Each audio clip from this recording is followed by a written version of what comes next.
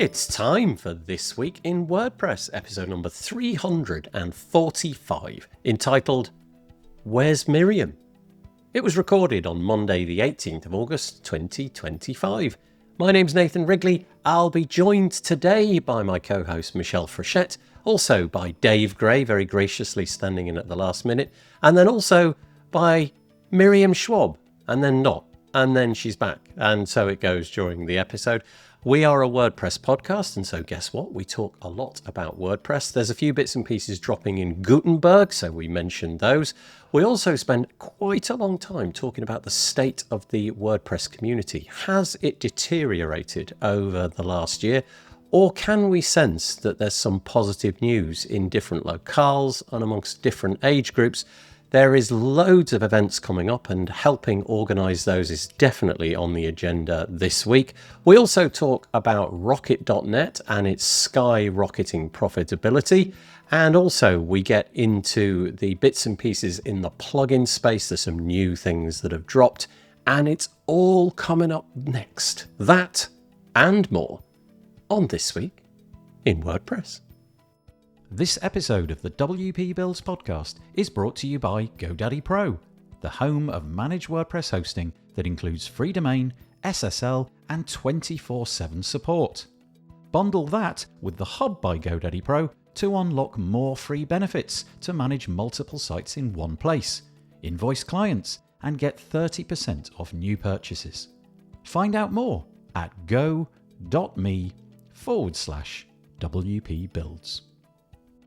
And by Bluehost. Redefine your web hosting experience with Bluehost Cloud. Managed WordPress hosting that comes with lightning-fast websites, 100% network uptime, and 24/7 priority support. With Bluehost Cloud, the possibilities are out of this world. Experience it today at bluehost.com/cloud. And by Omnisend. Do you sell your stuff online? Then meet Omnisend. Yes, that Omnisend. The email and SMS tool that helps you make $73 for every dollar spent. The one that's so good, it's almost boring. Hate the excitement of roller coaster sales? Prefer a steady line going up? Try Omnisend today at omnisend.com. Hello. Good morning, good evening, good afternoon, all of the other goods, them as well. Good, everything. Hello, it's episode number 345 of This Week in WordPress. That's quite a lot. I don't know how many years that is. Anybody do that calculation quickly? It's quite a few years. Thanks, Dave. I appreciate it. But we're back. We're here every Monday, pretty much, apart from when there's holidays and things like that. But we are away next week because I'm getting on a plane and heading over to Portland in Oregon to go to WordCamp US. So we'll be absent from next week, but barring any things like that, we're here pretty much every week.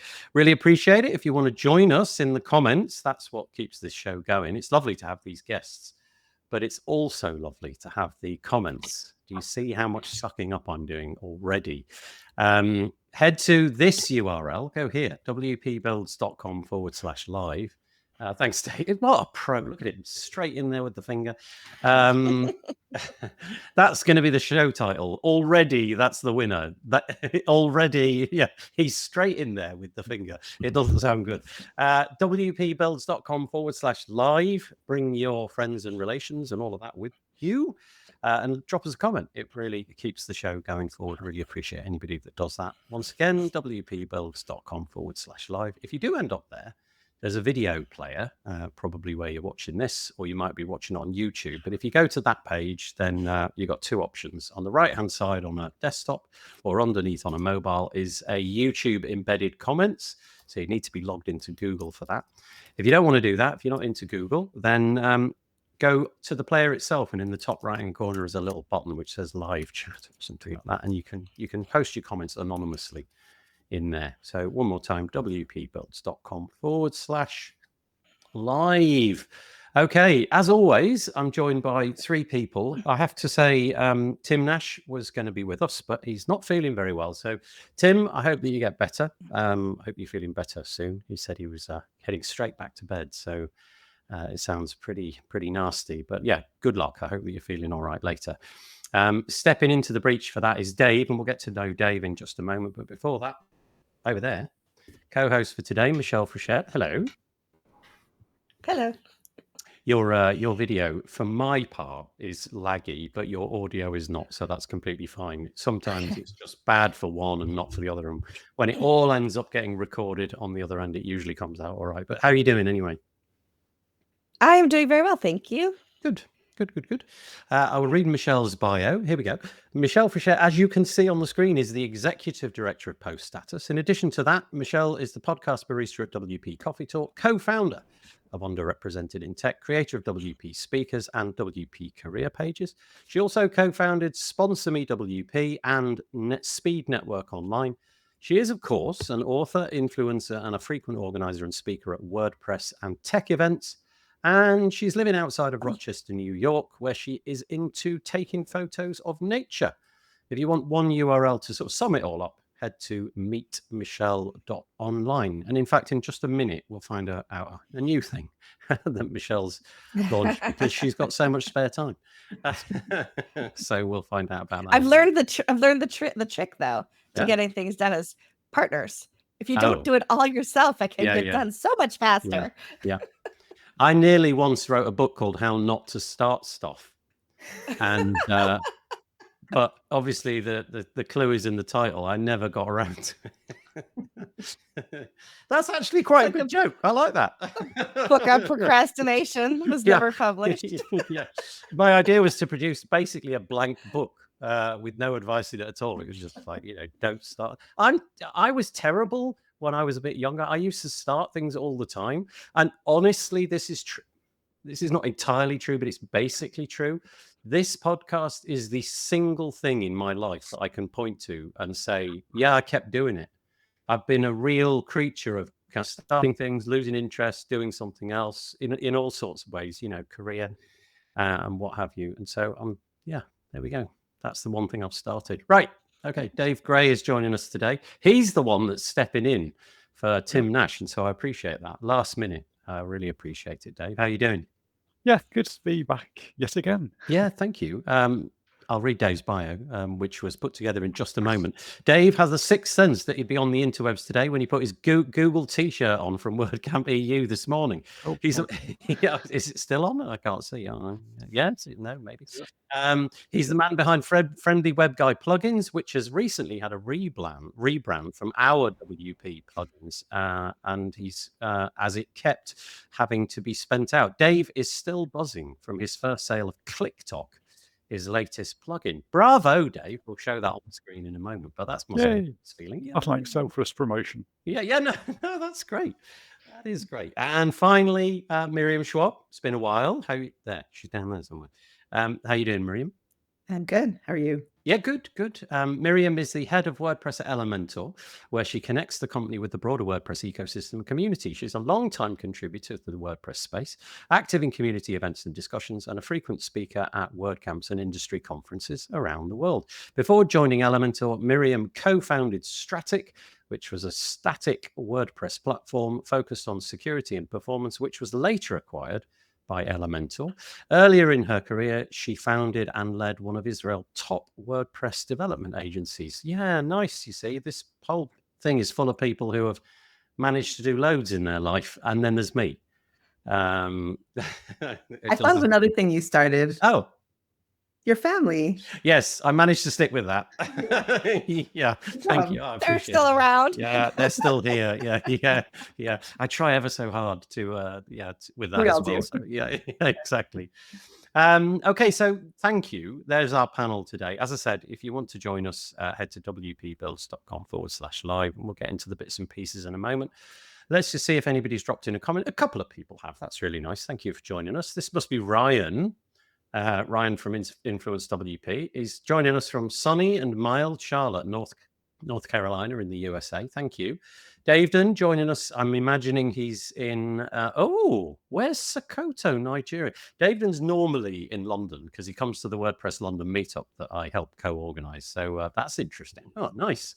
David, thanks for joining us all the way from Nigeria. Elliot Sowersby is literally down the road from me. If I had enormous Thor-like hands, I could throw a pebble and he would be able to catch it. He's about 10 miles away, which is pretty close. And yet, when's the last time you saw him? Never seen Elliot, ever.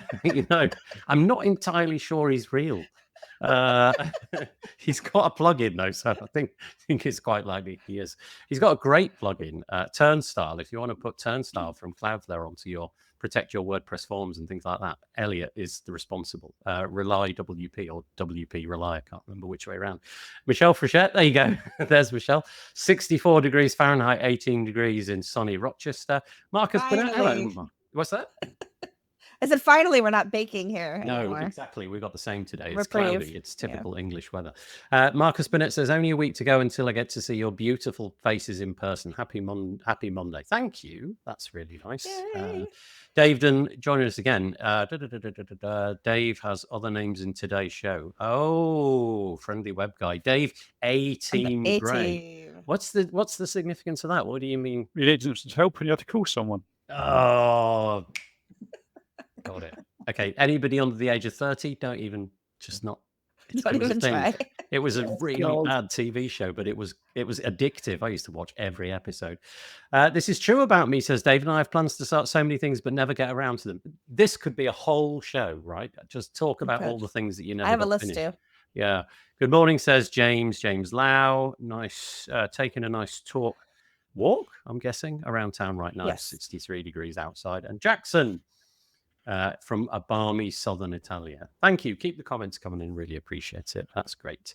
Right, here we go. Here's all the bits and pieces. First of all, some self-promotion. This is our website. I do this every week. Put your email address into this little form field here, and we will spam you like no other company has done ever before. You're gonna regret it so bad. No, don't. Put your email in there, and we'll send you 2 emails a week. One on a Tuesday when we parcel what we're about to do now as a podcast episode, and then one on a Thursday when we release the regular podcast episode. And you can see from here the Tim Nash, who was supposed to be on the show. It was the latest episode. We had an episode where we talked about the rise of AI in the WordPress space. So you can go and check that out. The other thing to mention is, and Dave, thankfully, has stepped into the breach here. If you would like to be a guest on the show, I'm trying this experiment out. I tried it out last week and I had quite a lot of people fill it out. So I'm doing it again, and maybe after this one we'll stop. If you fancy coming onto the show and you'd like to volunteer yourself as a guest, head to this URL. It's wpbuilds.com and then / and then the acronym for this show, This Week in WordPress, TWIW. I should have had a slide for that. wpbuilds.com / TWIW. Fill out the form, and we'd love to have you on. If you're capable of filling out a form, willing to talk about WordPress, and can start stuff, then join us. We'd love to have you on. So wpbuilds.com / TWIW. Okay. Front loading the show this week are the guest contributions. So the first one up is, can you believe it? Michelle has a new thing. This one is called WPWiki. Tell us more, Michelle. So along the lines of procrastination, I have owned the URL for over 10 years. Oh, that is a long procrastination. Yeah. It was. I, by myself, did not possess the development chops to actually pull this site off. And so I, at the same time that I was reaching out to different people to start things like Sponsor Me WP, thank you, Marcus, and Speed Network Online, thank you, June, I reached out to Corey Moss and said, hey, would you have any interest in working on this project with me? And so he said, heck yeah, I got time, let's do it. And so we decided we would start working on this. And we had a lot of meetings to talk about what it should look like and how it should behave. Excuse me. And we soft rolled it out with a few people to test it, do some beta testing, and worked out some of the bugs while we did that. Now it's available to the greater community at large. It is a wiki that should be, and is so far, contributed to by our community. And so the whole idea is anybody can register and then create an article. So Miriam, go ahead and put Elementor in there, because this is not this is not something that is run by WordPress.org or WordPress.com. And so the community can put anything in that they want. It is moderated. So if it gets spammy or if it's too salesy, we're going to say, can you please rewrite this so that it doesn't look like you're trying to sell us something as opposed to be informational. Every listing should be about what you are, not trying to sell what you are. And so the whole idea is you can add an article in there. There is one for WP Builds, I believe, already. Oh yeah, some clown wrote one for that. Yeah. But I will say, if you go back to that add an article page, enough people were perplexed with what to do and how to do it that I actually created a video on Friday. So you can, if you are a little confused about it, go ahead and register. It tells you how to register, add articles, and you can sponsor articles. And sponsoring an article allows you to lock that article. So for example, if Elementor wanted to put a post, an article in here about what Elementor is using their own branding, of course, then somebody else, because it's a wiki, could go in and edit it. But you could sponsor the article, which would allow it to be locked, which means other people can't edit your article.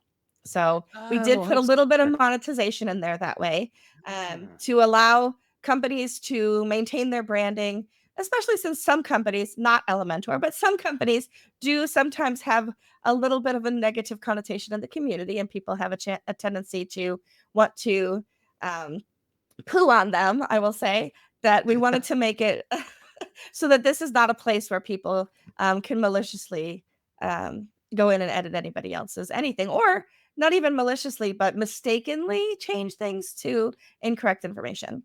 And so we're allowing you to sponsor your own. If I wanted to write an article about Elementor, I could not lock that article because I do not have an Elementor email address. So we are moderating these. We are making sure that everything is on the up and up. I'm only using Elementor because Miriam's in the chat today. But it's true for any other organization. And so that's the whole idea, is that it should be a repository of articles about information, history. I've put some articles in there already about, the difference between posts and pages and WordPress.org and WordPress.com and things like that, so that it's not just a listing of people and organizations. It should be something that is informative for the whole community. I think if you scroll, I think we already have 4 pages of articles. Yeah, it looks like it. Yeah, 4 or 5. Submissions, automatic pressable. Obviously, I submitted something to sort of test it. Although Bob did. I was completely incapable of understanding what I was supposed to do, and so submitted something which was completely off the point. And Michelle got perhaps you and Bob are the reason there's a video explaining how to do all of that. I have the capacity to read. I just can't do it.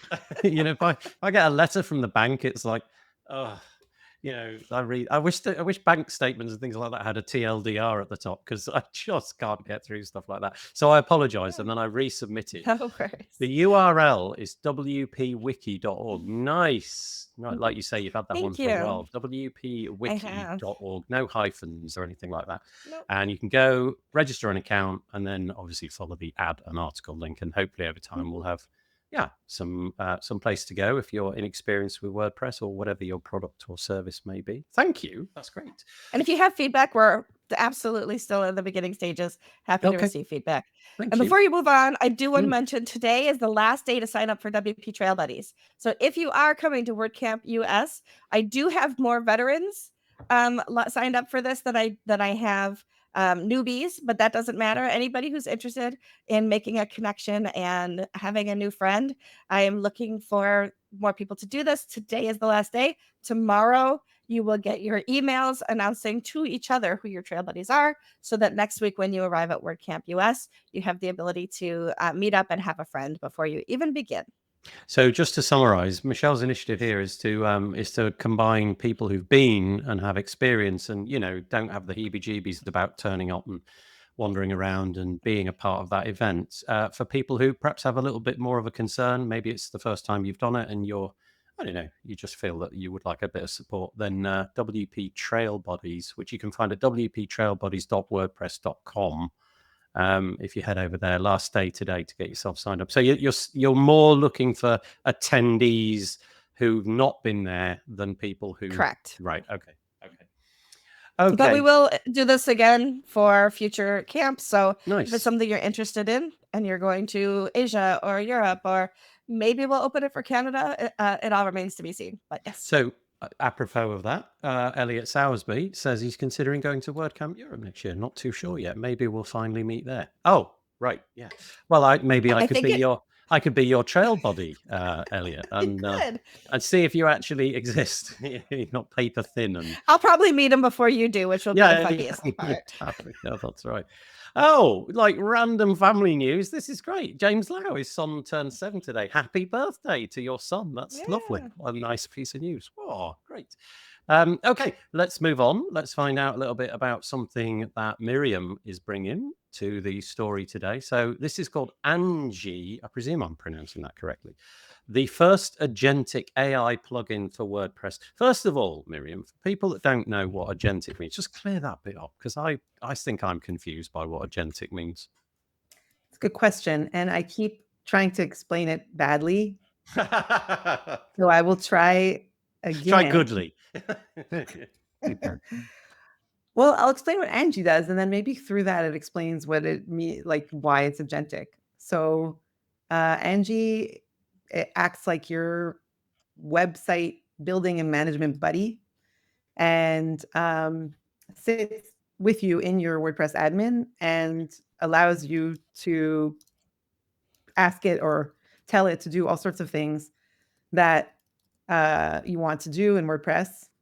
The advantage of working with Angie to do that is there's a few things. One is, let's say there's something in WordPress that you know how to do it, but it involves like 5 to 10 clicks to get there, whatever. You can just be like, Angie, change my permalink structure, or Angie, add a user, or, all that kind of stuff. And it does it very quickly. You can also do bulk actions. But another thing that's cool about Angie is that it understands we're calling her she understands context.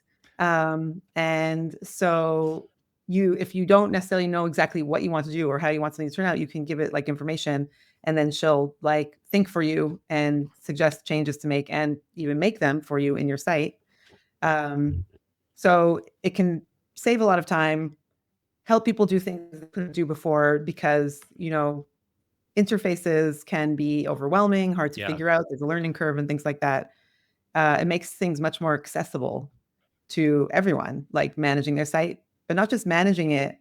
I think it will give people the tools to have greater success with their website, because it can also, for example, analyze statistics, analytics, activity on your site, things like that, and give you suggestions on ways to improve it and do better, optimize your pages, etc. Like there's a lot that can happen with agentic AI tools in general, and specifically with Angie, that it's now in early access. So we're seeing how people are using it and what it's capable of doing, and it's really quite cool, I have to say.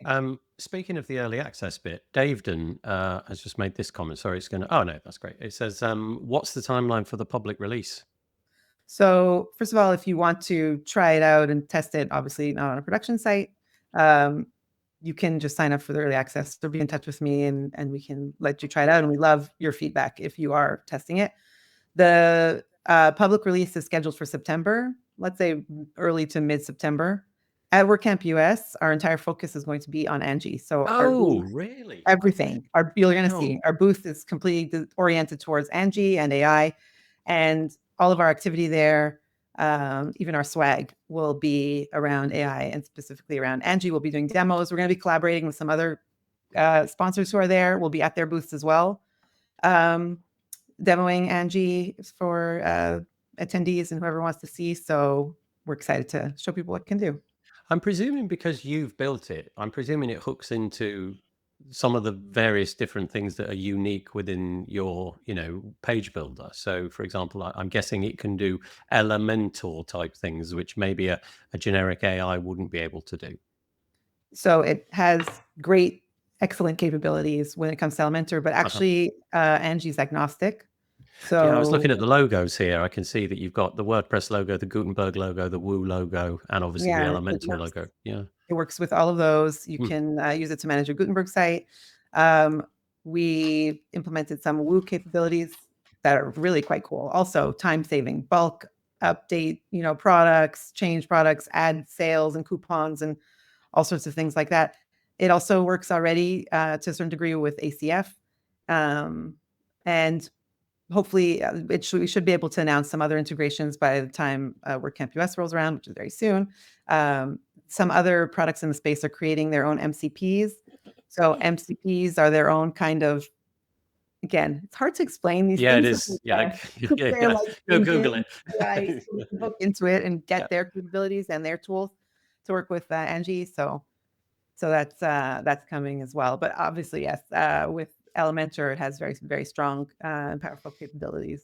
I want to ask loads more questions, but it'll become an interview episode about Angie. So let's leave that for another time. We can definitely do a podcast about it. But yeah, okay. So there you go. At the moment, early access, if you go to elementor.com/pages/ and then the last 3 words are hyphenated, Angie early access, and Angie is ANGIE.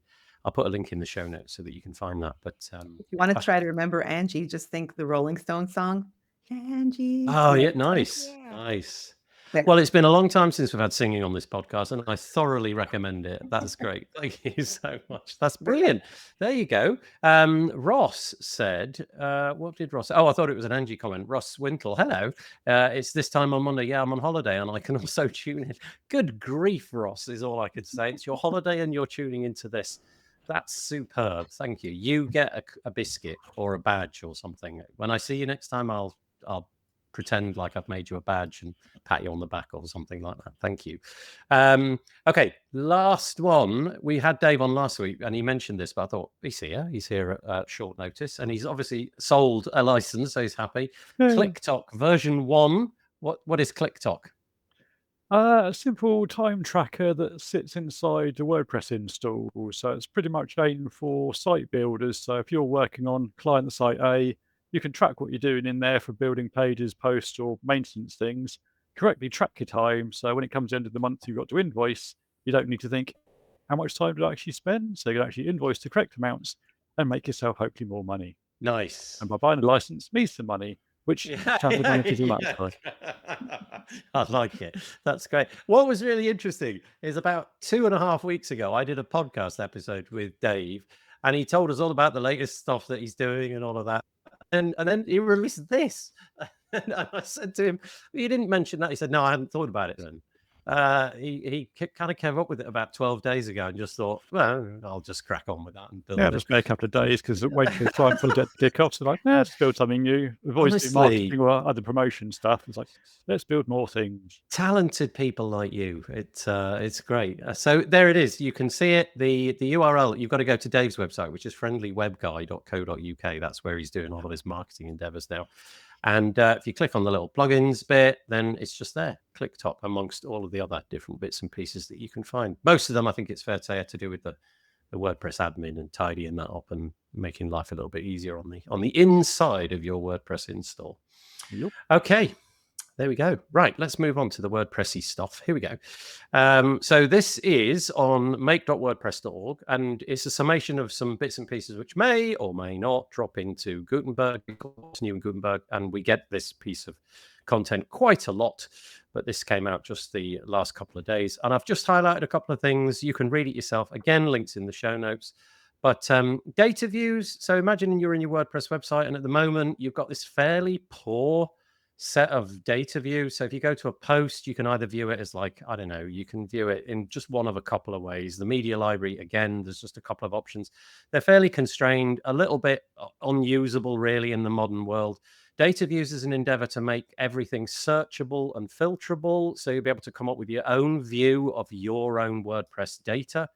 I don't know, let's say you've got a real estate website and you want to just filter down the list with houses only over a certain amount. That'll all be possible in the native version of WordPress, the vanilla version of WordPress.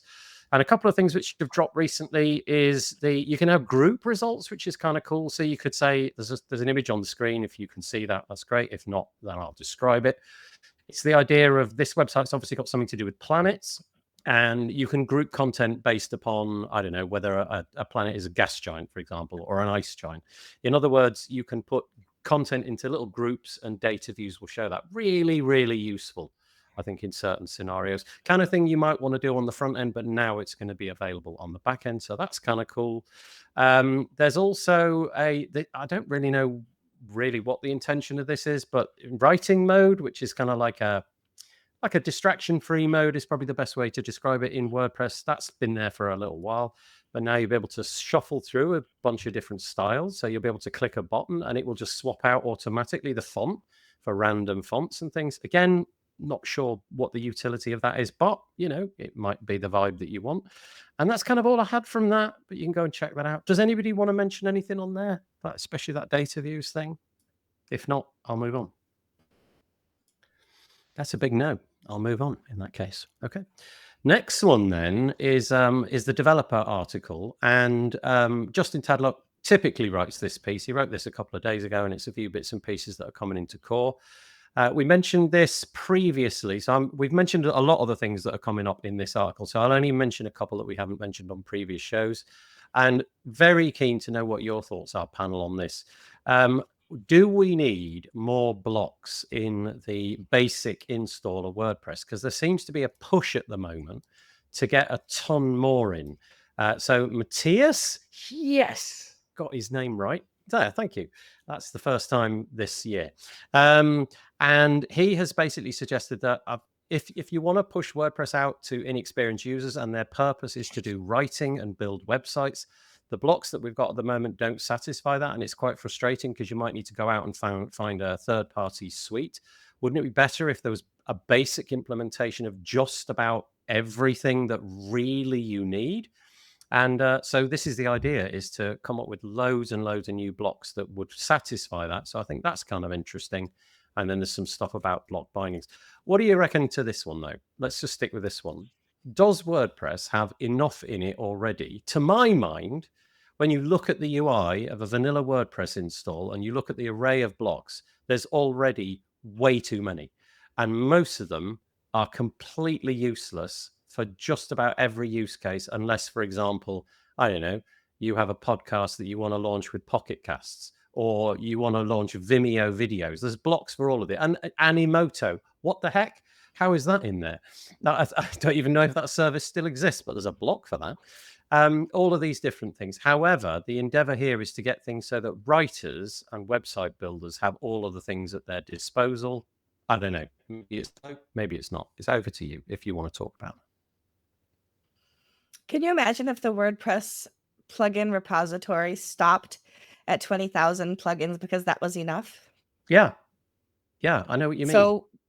So I mean, we're constantly evolving, so it makes sense that we would continue to evolve with blocks as well. Yeah, I mean, some of them, if I go to the, let me see if this is the actual article. Let me just pull this one up if it's the GitHub. No, that's not the one. Here we go. It might be this one. Let's just see if we can find, yeah, here we go. So here's some of the suggestions, and they are fairly basic, right? Like the icon block.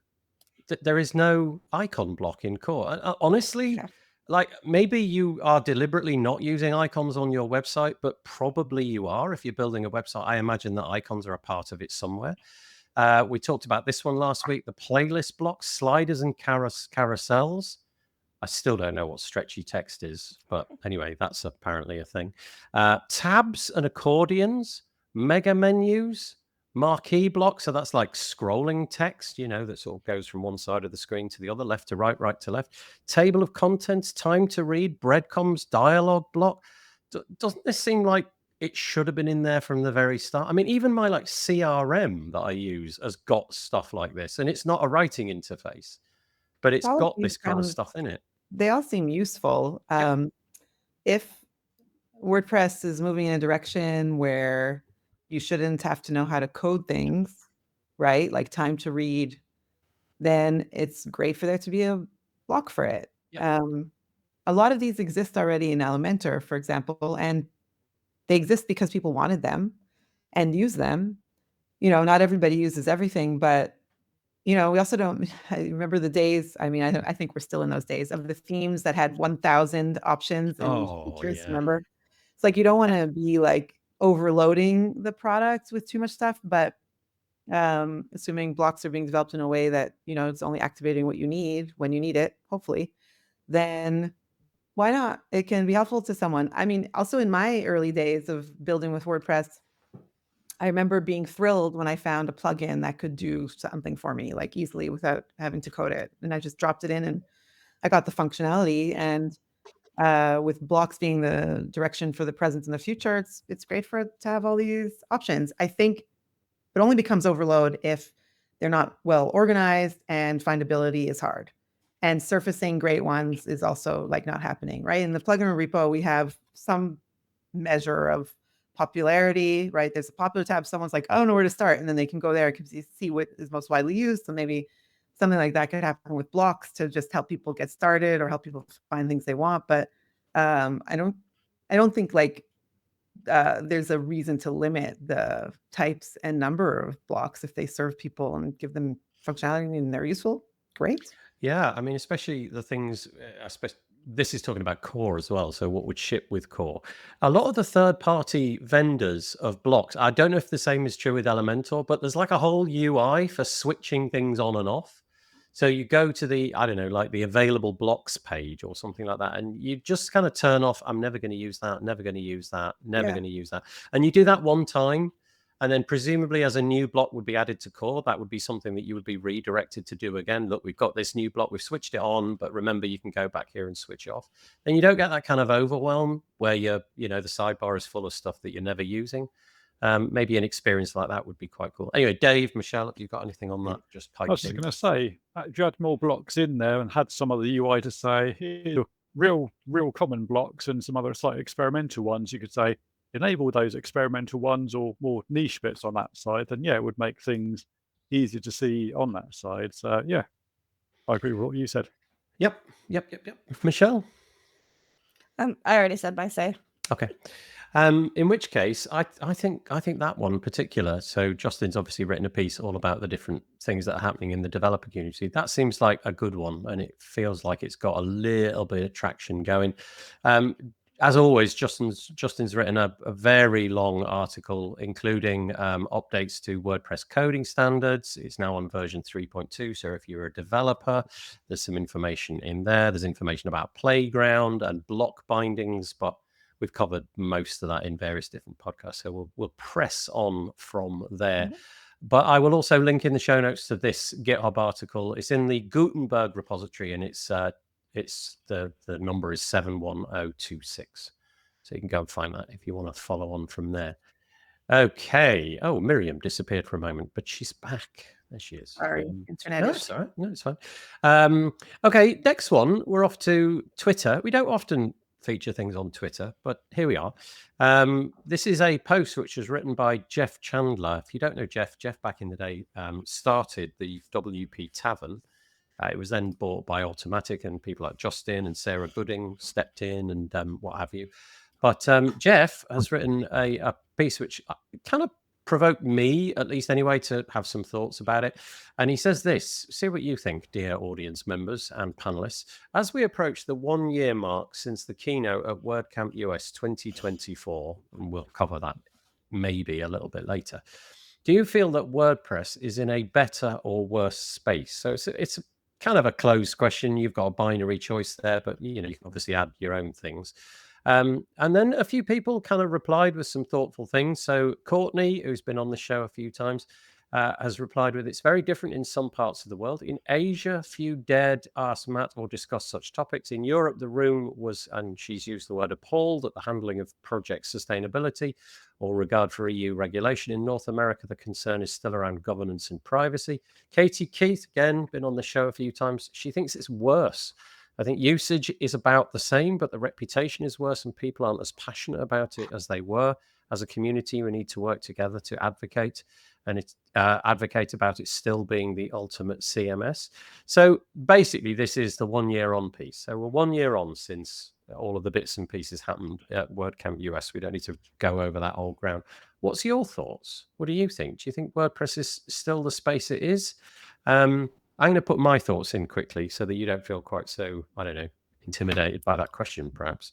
I think that it's possibly in a slightly worse state from a community point of view. And what I mean by that is it definitely caused some disagreement with a lot of people. A lot of people sort of fell out of love. There was a lot of politicking, and a lot of people felt ostracized by that whole thing.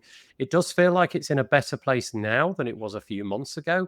If you look at the core project, the actual software, that feels like it took a bit of a hit for a few months, but now it feels like it's really back and there's loads of mojo. If you just follow what's going on in WordPress news and things like that, that's way, way down than it was 12 months ago. In order to put this piece together, I trawl through just about everything and I picked my favorite 20 bits and pieces. A year ago, every week I would trawl through hundreds of articles because there were hundreds to trawl through. Now, maybe there's 30 or something like that. So the interest from people publishing content around that space is it fell off a cliff and it never really came back. So it's a bit of a mixed bag. My personal opinion is the software is going nowhere. I feel very bullish about it. I'm confident. I'm still attending events and, helping co-organize the WordPress, the WPLDN, the meetup that we have in London. And but I think Jeff's got a point. It does feel maybe that question's worth asking. So over to you. Your turn. What do you reckon? Well, I guess I'll jump in. Oh.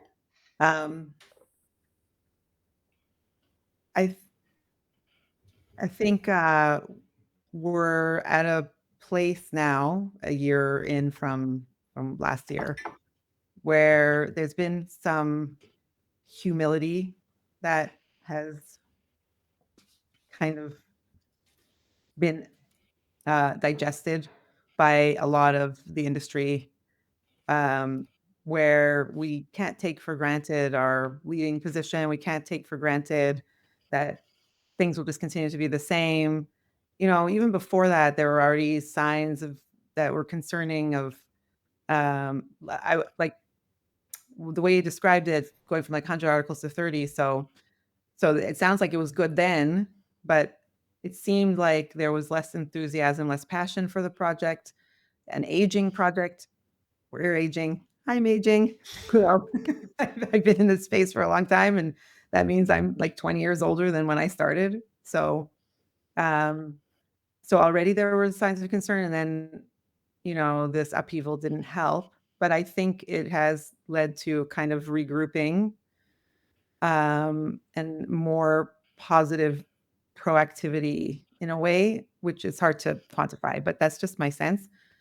I did feel like it also led a lot of people to be like, I can't wait for others to do things. And my sense was there was like an upsurge of people creating really cool tools and innovation for WordPress since last year in a way that I didn't feel like we had seen, like all these random, but I don't mean random in a bad way, plugins just being added to the repo. People creating numerous plugins for the repo.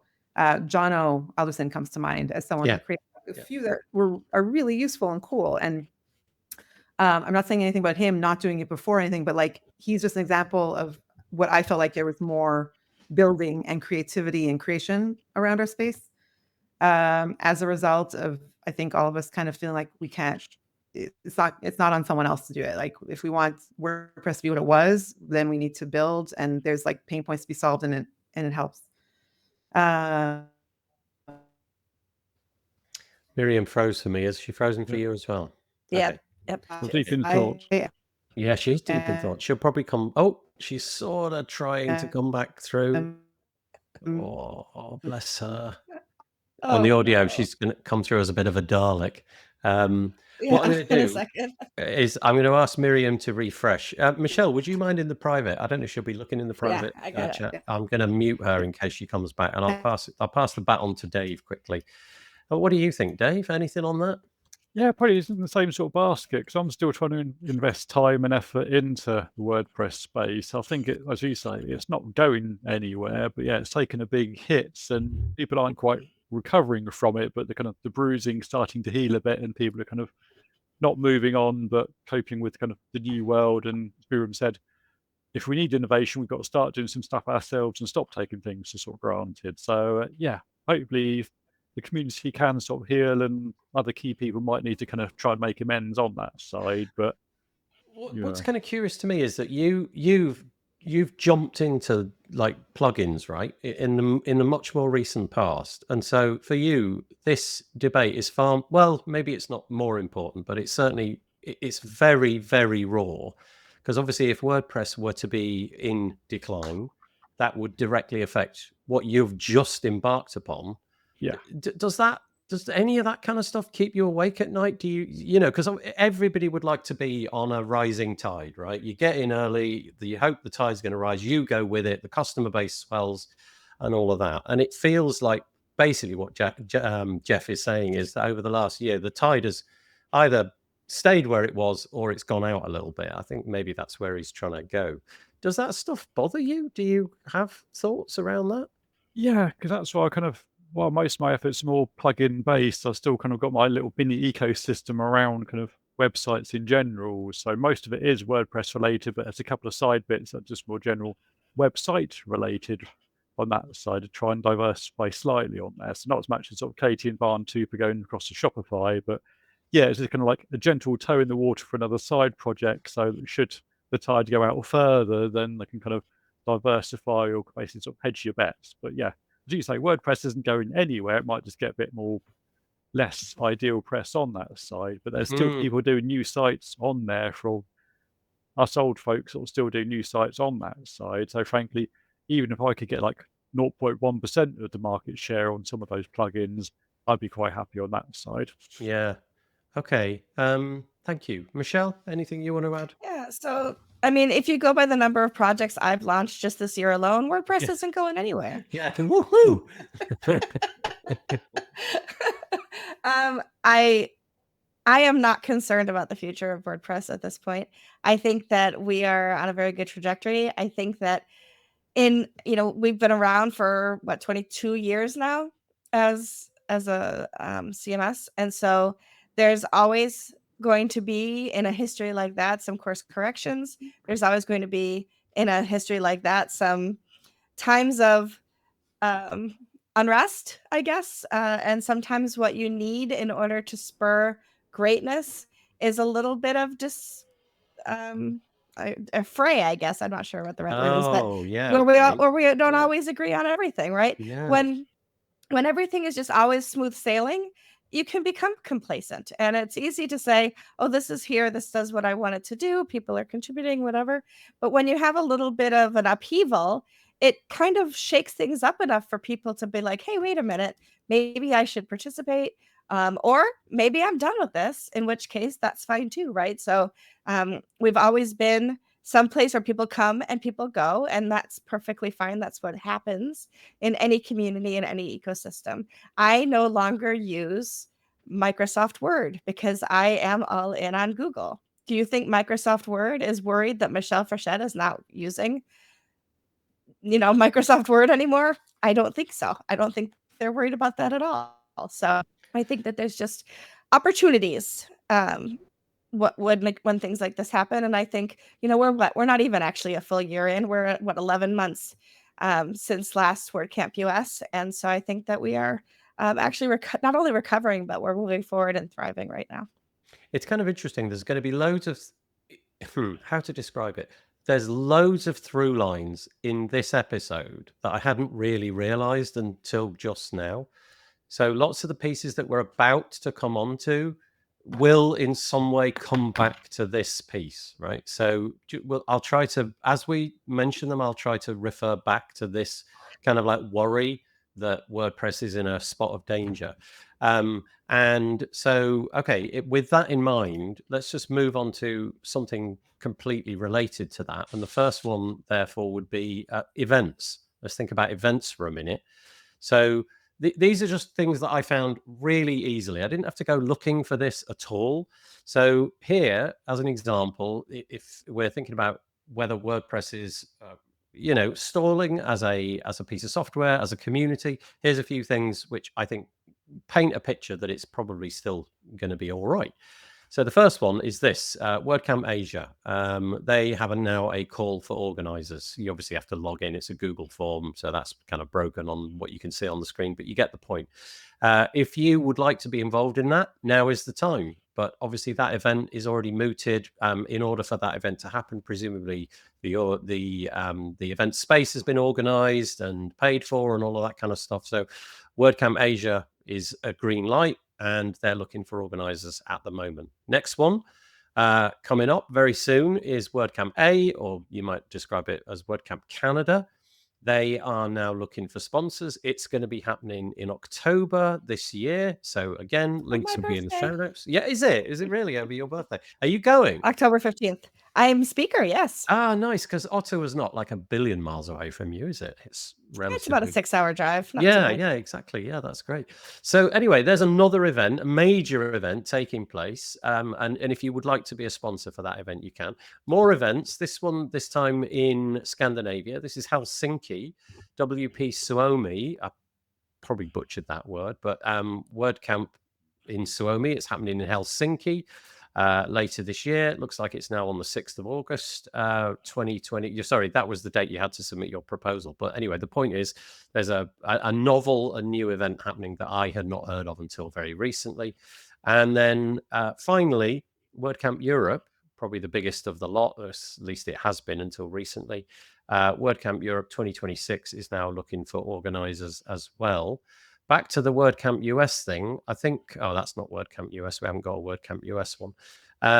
Until a little while ago, it looked like the ticket numbers were really down, but I think they're now about to pass the 1,000 threshold. They have. They're Yeah, at have they? 1,010. Okay. Okay, so that's kind of interesting. So I was a bit concerned that number would be attended by, I don't know, 500-600 people, and it would feel really different. That now seems to be changing. However, here's the through line again. Student ticketing, the student ticket pricing for WordCamp US, I imagine has swelled that audience quite a lot in the recent past. You could get a ticket for, I think it was $25, and they had a big push to try and get students to attend. So that's kind of interesting.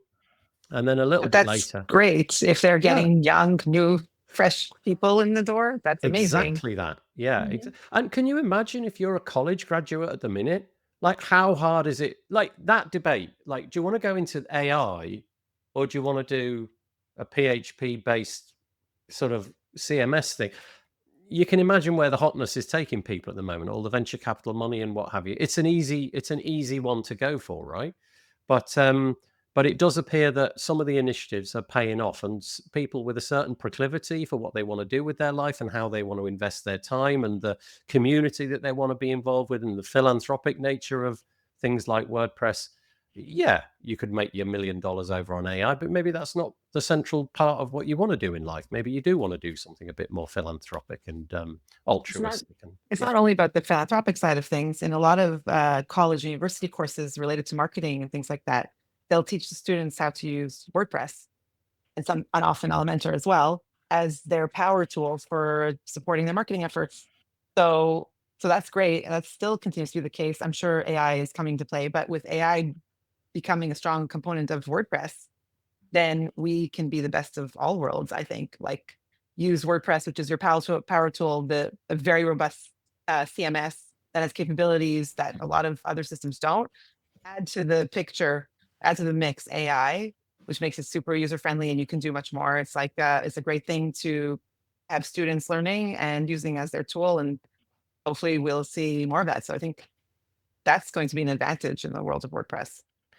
Then this is another sort of through line. So we talked about how student ticket pricing might have swelled the numbers in the more recent past. Obviously, time will tell. If we go to WordCamp US and it's bereft of student-aged people, then we'll know that it wasn't that. But if we go and there's, I don't know, typically there isn't a lot of young people in that audience. But if we go and we see that there are quite a few, we'll know that that's worked. But here's something on the screen now reported by the repository, which is definitely working. So this is WordPress Campus Connect. The article is entitled WordPress Campus Connect Quickly Growing with Global Events, Student Clubs and Scholarships. And I'll just read the paraphrase. So Ray Moray, who will know if you listen to this podcast, 7th of August, she wrote this. Just 3 months since its official launch, WordPress Campus Connect is picking up serious momentum. Events have already taken place across the continent, 3 continents. Student clubs are beginning to form and contributors are rallying behind the initiative to help it grow. The first event of 2025 was held in Spain in May, followed by 2 more, one in Costa Rica and another in the Philippines. 2 additional events are scheduled later this year in India and again in Costa Rica, with 8 more currently in the planning stages. WP Campus Connect contributors have also been laying the groundwork to help students stay engaged with WordPress beyond the classroom, including new scholarship opportunities designed to help students attend flagship WordCamp. So again, there's that sort of like through line again. So stuff like this is really, really interesting. And I have noticed, I don't know if you've seen the same thing, if you look at where a lot of the plugin development is being done, and where a lot of the community engagement is being done, and where a lot of the contributor time is being done, a lot of it is coming from Africa and Asia. And it seems maybe it's kind of lost its way a little bit in North America and Europe, but it's like the pendulum has swung a little bit, and it's a little bit more exciting in those locales. So anyway, that was a lot from me, but here we go. WP Campus Connect, if you wanted to talk about that. So we actually supported the initial efforts at Campus Connect last year, and now we're supporting Campus Connect Ajmer, and another one, we're just finalizing it there. They want Elementor licenses, which is great. Let people start using WordPress, and if they want to use Elementor, great, as their first like web building tool. Also, we're going to be supporting WordCamp Pisa, and if you remember, Mary Hubbard announced, I think she was the one who actually announced it, like a collaboration between WordCamp Pisa and university students getting credits, which is a really cool initiative. So hopefully we're going to be sponsoring that WordCamp, and there's that kind of collaboration. So we see some really nice efforts around getting fresh faces into WordPress and into the ecosystem and using it. In general, like in terms of like Elliot says here, people have been saying WordPress is declining for over 10 years. Totally. I think it's even longer. And it doesn't. And in fact, if you want like business proof of WordPress still having a very strong future, at least we think it does, you can see that Elementor has been launching many tools over the last year, all geared towards WordPress. Image Optimizer, Site Mailer, Angie, they're all WordPress tools. And we're optimistic about the future, and our business keeps growing with WordPress. So if some people need like hard data points, you can look at Elementor and other companies' investments in the WordPress space, and we continue to invest in it because it's a strong ecosystem. I'll just read Elliot's comment in its entirety, because what's on the screen doesn't actually round it all off. It says, people have been saying WordPress is declining for 10 plus years. I remember friends would tell me when I was at uni in 2015 not to pursue WordPress and PHP, as it will be irrelevant in a few years' time. And obviously that is clearly not the case. Do you know what's curious though? Again, some of this is so difficult to sum up.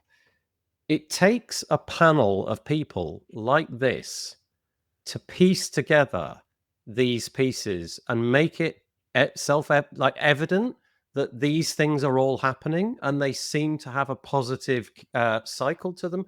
So we've got student pricing for WordCamp US. We've got WP Campus Connect and all of the different bits and pieces that's going on there. We've got plugin authors. We've got the PISA thing, which is happening at university. Those kind of initiatives are taking off. There's a clear emphasis maybe on marketing with channels which are a bit cooler, like YouTube. Obviously, Jamie Marsland's contributions. He's been officially appointed to make those videos. So, you're finding the youths where they are. But it doesn't kind of it never is it anywhere spelled out, because we don't really have that kind of marketing team. That never kind of really took off. So it takes things like this. It takes a bunch of heads being knocked together to figure out. But in the background, I see that there is a lot going on, which is trying to make the project more sustainable, particularly towards locales where it's becoming increasingly popular. I think Asia and Africa, but also there's a real endeavor to try and get it into the hands of young people. Let's go with that. And in many cases, children at school, and also AI. A huge effort on behalf of the WordPress AI team to make all of the different pieces available to AI and MCPs and abilities and all of those kind of things that we've talked about. So I've kind of talked myself into a much more optimistic position in the last half an hour, which is quite nice, because this is what I do. so hopefully I'll be here. That was easy. Yeah. So this time next year. Anything else on that before we move on? PHP is dead, says expert web IT. Oh, there you go. PHP has also been dying for 20 years. Yeah, It happens to power like 70 to 80% of the internet, but whatever. Yeah.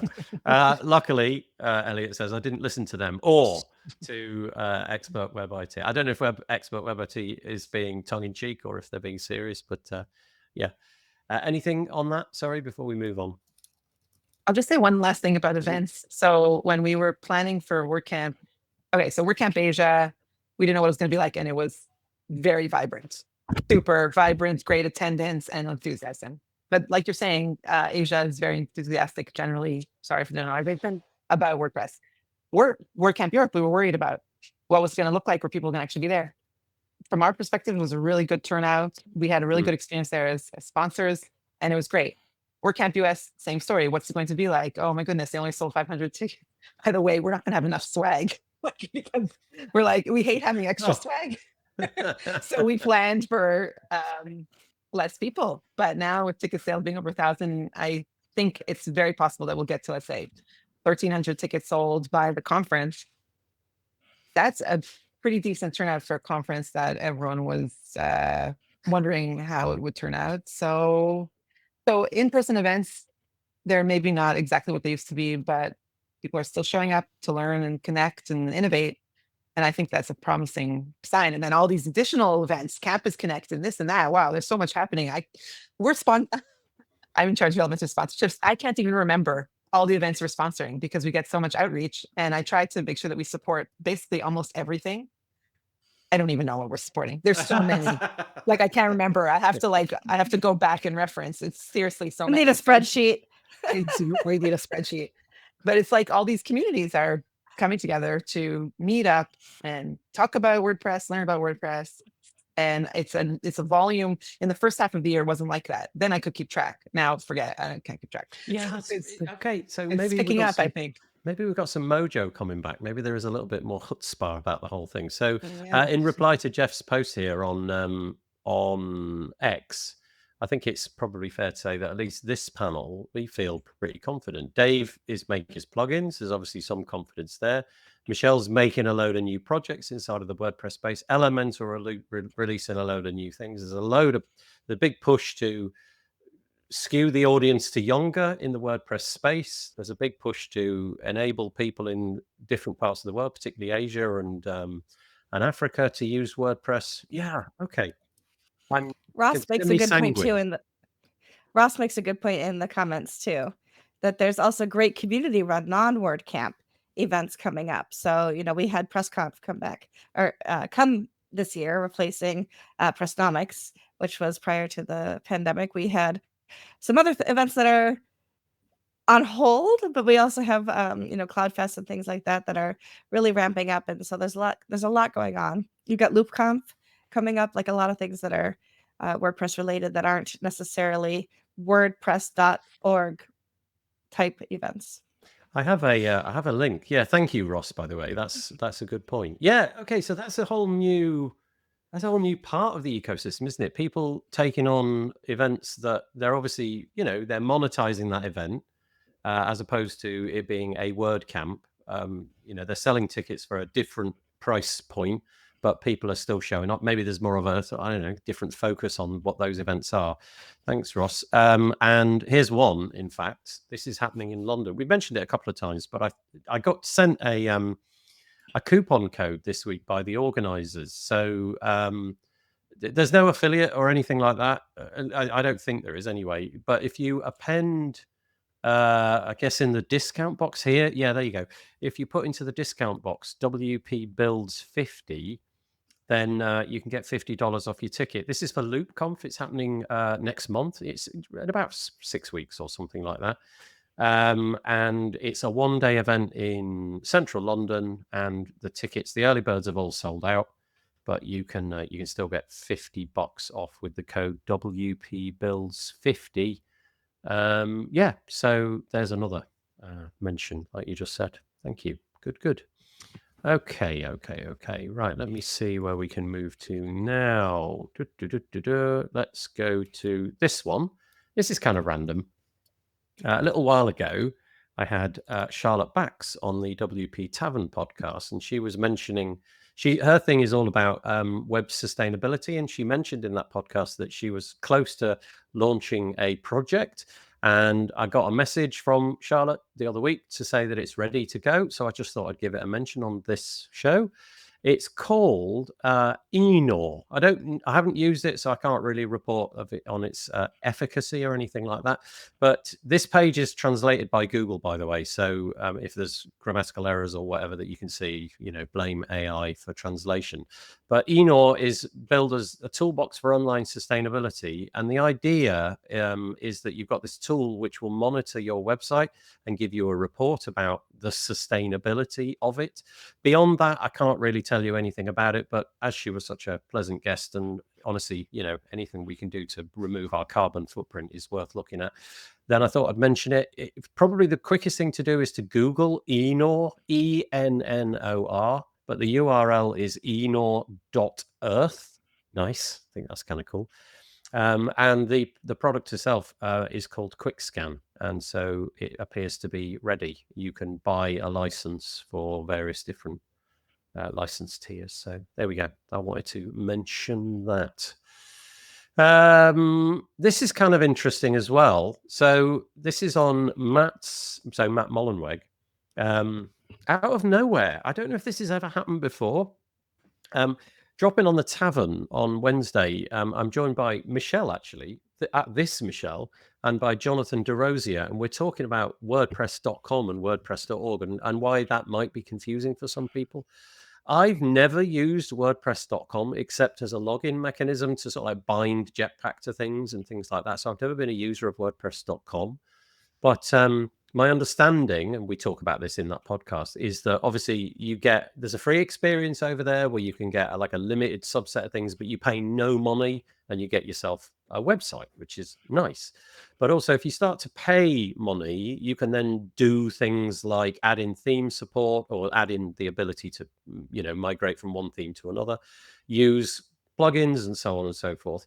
But until recently, if you look on this pricing table, until recently, Michelle, correct me if I'm wrong, this business license was the one that you needed to get plugins on .com. Is that true? Have I got that?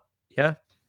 Yes, that's my understanding. Yeah, okay. So actually, yeah, you can install some plugins on some of the other, like you could install Jetpack and things like that, right? Okay. But more commercial plugins.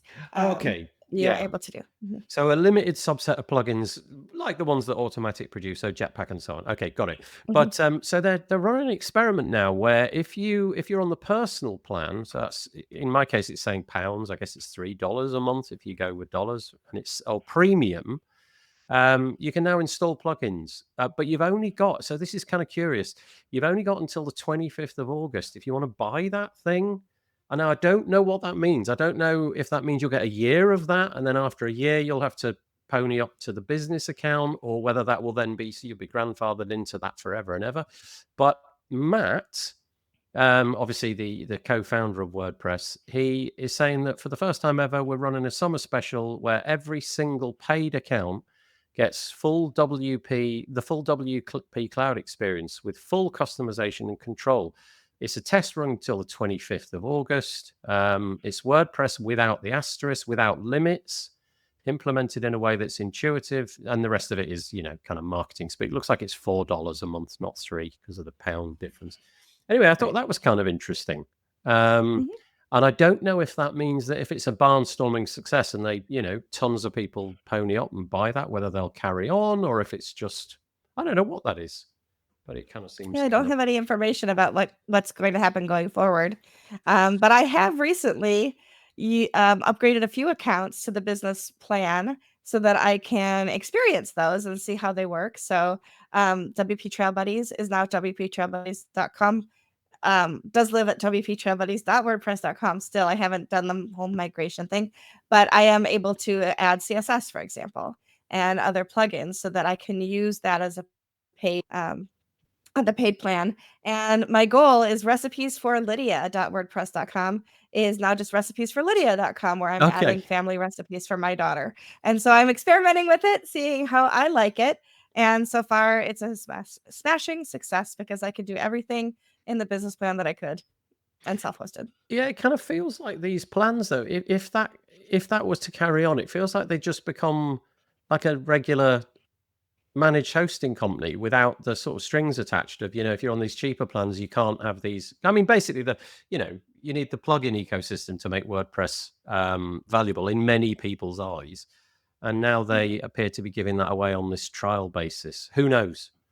If you click get the offer at the bottom of the screen to see there's any more. Well, if you click detail. get the offer, basically you end up here. And obviously I'm not logged in, so I can't do anything. I did think about that earlier, but here, if you see, this is the key thing on the pricing table. It says install plugins. If you click on it, you get this little pop-up which says until August 25 unlock plugin access on new personal and premium plans. So that seems to be this offer is that basically you can get plugins on .com for the same price as you would normally have had to pay for the business account. So that's kind of interesting. So basically what Matt says in his post, which is interesting, is that WordPress.com runs on like multi-site infrastructure, right? Yeah. It's like the biggest multi-site infrastructure probably in the world with who knows how many sites, millions, I'm guessing. Millions, yeah. Insane. So can you imagine insane. that? It's insane that thing supports all those sites all the time. It's thanks to their server and infrastructure team led by Barry Abramson, who's a genius. And but that infrastructure came with some limitations. I don't know if it's the infrastructure or their business model, but like in the lower tiers, you actually couldn't install plugins, including free ones. It was limited. Then in the last few years, they rolled out WP Cloud, which is kind of like, the way I see it, is AWS for WordPress. Right. So it's like, here's the bare bones, like the infrastructure, but it's more than just that. It also has services and it's tailor-made for WordPress. So, so there's your infrastructure if you want to run things and businesses on it, whatever. So here it's combining the two and allowing people to experience WP Cloud, which is not multi-site and does offer, I guess, has more flexibility. It's an interesting experiment. It will be interesting to see how it goes, but it's interesting to see that contrast of the two infrastructures being offered and what comes with it. And anyways, that's an cool. important point, isn't it? So if it's WP Cloud, it's not like you've just been co-opted into this massive multi-site network. You're on some sort of different infrastructure, and presumably the economies of scale mean that that's harder to kind of make work at a price point of £3 or $4 a month. It's like fancier infrastructure. It's like cloud, but it is theirs. And I don't know how they run their hosting, if they have their own data centers, but if they do, then they can keep their costs pretty low. And then even WP Cloud can be relatively low cost to run, and then they can offer it. By the way, I don't know if you remember, but Bluehost partnered with WordPress.com to offer WP Cloud to their users as a higher tier. Yeah. I think so that's another example of WP Cloud being put out there through like a regular hosting company in here. Anyways, this is just my understanding from the outside, but it's but it is interesting, and also interesting. It's such a short timeline, so maybe they're just hoping to onboard a couple of thousand websites and just see what the heck happens. And also in the near future, it does appear that the WordPress.org flavor of the WP admin is going to become the WordPress.com flavor, so there'll be no visual difference between the two things. So it definitely changes afoot. That's combined with the interesting work that's being done on upgrading the WordPress admin UI, right? Mm-hmm. That's being done by the core team. I think Matthias is leading that. Yep. I can't remember. Sorry if I'm getting that wrong, but yeah. So once it's upgraded, then it's upgrade for everyone. .org and .com, and I guess that's part of that. I think this is kind of an interesting experiment, and if you're flip flopping about which host, then maybe that's worth ponying up for a few months just to see. It looks like you got those prices, at least that I'm looking at, are annual. So maybe you can change, maybe this does that. I don't know. Yeah, you can pay monthly and what have you.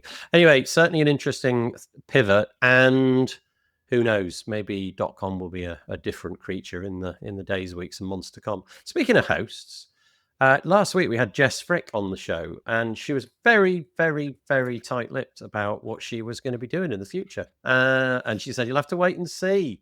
And we waited and saw, and now I can't find the article. Where's Jess gone? Is that it? No. There we are. There's Jess. She's gone to rocket.net. So another WordPress host. She's becoming the general manager, so like super senior, over at rocket.net. She was previously with Pressable, but as of now, and I think for the last month, she's been working over at rocket.net. Coincidentally, and I think it is a coincidence, they also put out some PR information this week, which paints a very rosy picture. If it's all to be believed, they're going gangbusters at the moment. I don't really know how to parse information like this, because obviously it is a press release, and so it's bound to be couched in, very affirmative language and what have you. But according to this, they are if you were to rank companies, they are number 167 on the 2025 Inc. 5,000 list of Americans' fastest growing private companies, which I presume means that they're having some sort of stratospheric growth. So good time to join, Jess. So congratulations to her. Jess is amazing. Yeah. Oh, they're lucky to have her. She is. And Ben Gabler, who's running Rocket.net, he's just powering forward at such a pace, and you can see it in their growth, which is super impressive. Mhm. So good for all of them. I don't even really understand how you cut through the noise with WordPress hosting. I just don't understand how you can grow at a seismic rate, because there's just so many, and they all have to speak the same language. They're all It's all in the marketing Yeah, and the but differentiation. I wonder what they've done different then in that case. I wonder if it's just, like that amazing domain authority they've got when they bought rocket.net. It's kind of a brilliant name. I don't know what they've done differently, but obviously something's sticking. So well done to them. I think it's basically quality support, and as Ben sort of says, not charging commodity prices of like $3 a month for your hosting. It's cheap as chips. Actually charge like $30 for your single site, so you can actually afford to have a good support team and people behind it, and the infrastructure and things. So disclaimer, I've got a few sites in Rocket as well, and like them on that side. But yeah, they're charging prices that mean they can actually grow and provide a good service, rather than just being raced to the bottom, which never wins. So what is it? When you bought their stuff, what tipped you over? Was it the support? It sounds like you mentioned a couple of times in that. So I had quite a few sites with 20i in the UK, because I was kind of just starting on the small hosting side, and I had all the bits on there. But I had one client 2 years back that wanted like a site that was like hot on the performance side of things. So through sort of Rocket's marketing and bits on their sort of speed and time to first bytes and things, and just their other blog posts and bits they put out there, I thought, yeah, give them a try on that side. They had a support team behind that could migrate a site from there across, rather than relying on your tools and things. But yeah, I think it's just basically the quality support and things behind that. Even sort of Ben said himself a few times, he's then popped in and replied to tickets just so he can see what's going on in the coal face, to get an understanding for what's going on, rather than like, oh, we're running short on people, I've got to help in. It's like, I want to see what's running in my own business on that side. So yeah, I'm with two hosts, and they're one of them. Whenever I go to a new website, especially in the WordPress space, my journey goes like this. I end up at the homepage, and then I just scroll up and down quickly, just do the kind of like the eye candy bit, just what the heck are they doing? Then almost immediately I end up on the pricing page, and I'll have a scan around there. And then my third port of call, which is where I really want to get to, is the about page. And I will read the about page. In fact, that's the most important metric for me, is who the heck are you? And obviously a company like rocket.net, their about page is probably going to look really credible now. If they can point to these press articles and all the different websites that they've no doubt got on their domain. But uniquely for hosting, the thing which will turn me off them quickly is rubbish support. And I'm currently with a host that I really like. I won't mention any names, because it's, why would I? But they have intercom, that little chat widget thing in the bottom right-hand corner. And when I click that, I can count on one hand the amount of seconds it takes for me to get a real human. It's like usually like 4 seconds before a real human drops in. and typically they have got the answer. So it's pretty clear to me that they're not employing like tier 1, tier 2, tier 3. I think everybody's tier 3, and I'm just totally sold on that. I just in case they're listening, I'm not going to, but I would pay twice as much. Next week's article, so-and-so hosting That's price right, for single yeah. customer. Yeah, but that whole peace of mind Single thing, right? customer. It's so important. It's the one thing that I will pay through the nose for, is that hosting. When I was running Stratic, I said most SaaS products, and that includes hosting, is 50% the product and 50% the support. Yeah. Your product is only as good as your support. If it's not excellent, people will go elsewhere, and that can be one of your major selling points. And so a company like Rocket, or the one that you're hosting with, shows that. What Rocket, I think, also shows, which is interesting from a business perspective, is that you can enter a space that seems super saturated, Yeah. right? Hosting, but also an industry that's kind of like legacy and old, WordPress, and supposedly isn't growing.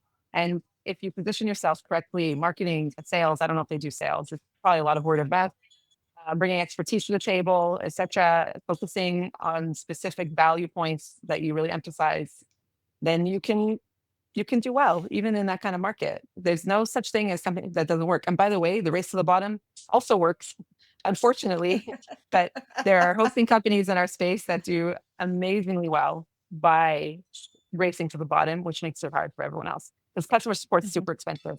It just is. Like providing that, which is what we expect, right? It's just, it costs a lot. So, but all things work, and all these companies position them in a certain place and can find success there. It's interesting.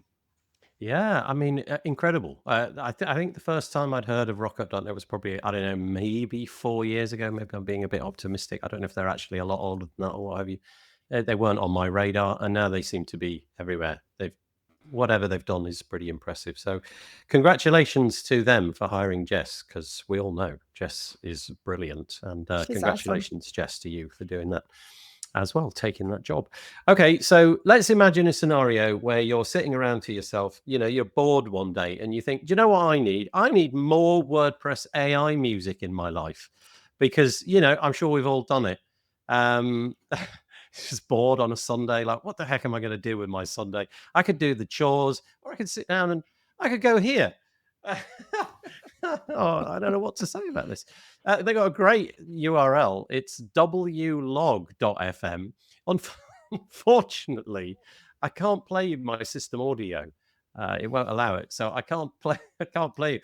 But this is basically a never-ending source of AI-generated music, all about WordPress. So, for example, at the moment, if I was to click play, I would be delighted to hear the song WordPress Queen. But just a short click away, I've got a song called Broken Bird. I want to know who's behind. Do we know who's behind this? I have no idea, but it's just genius. I've got broken family. I mean, it's going to sell right to the top of the charts, isn't it? And then another plug-in conflict. It's so good. Plug-in conflict. WordCamp nostalgia. My masterpiece, no doubt about. I have one on my screen called Staging versus Production. Have a listen. Just listen to it in your own ears, because and then the one about the actual website itself, wlog.fm, WordPress Radio, all the they ran out of space. The characters, so it's truncated there. One called Child Theme. So now you know what to do with your life. Go and listen to this. I mean, they're made by AI, so your mileage may vary. But I had a good chuckle. I don't know if it's making them on the fly, or if it's just they've made 50 of them and put them on this website. But being the geek I am, I think they've just kind of pre-generated them, because you can see in the page source you've got all the things that feed into the player. So there's a few. Okay, they've got a podcast player or something like that going. Okay, brilliant. This one says 404 feeling lost. Again, exactly. It's so good.